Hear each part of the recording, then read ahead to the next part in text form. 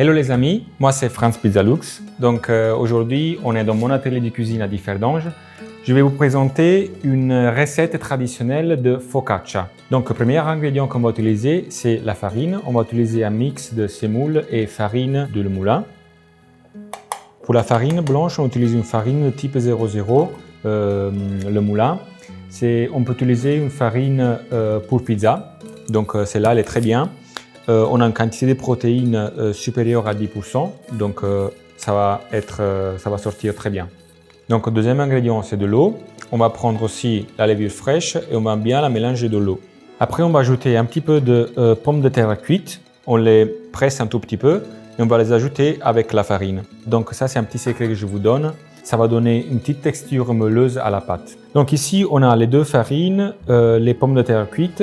On va ajouter l'eau avec la levure, avec de la farine, un tout petit peu, et on commence à mélanger.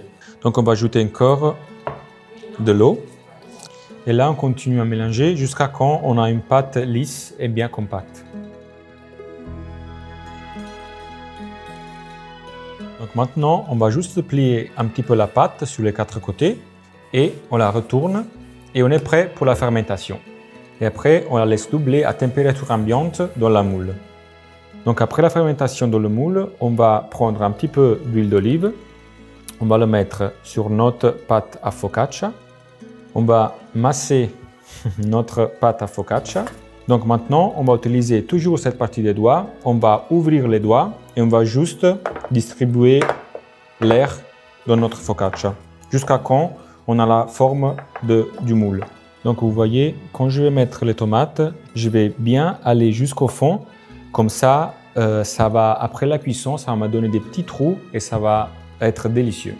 Donc après les tomates, on va ajouter un petit peu d'origano, comme ça, et un petit peu de fleur de sel aussi, pour donner encore un peu plus de goût. Et voilà, on est prêt pour la cuisson maintenant. Donc une fois qu'on a mis les ingrédients, on va juste la laisser reposer pendant 1 heure à température ambiante. Donc voilà, après 1 heure de fermentation, notre focaccia elle est comme ça. Donc vous voyez, si elle tremble comme ça, elle est prête pour la cuisson.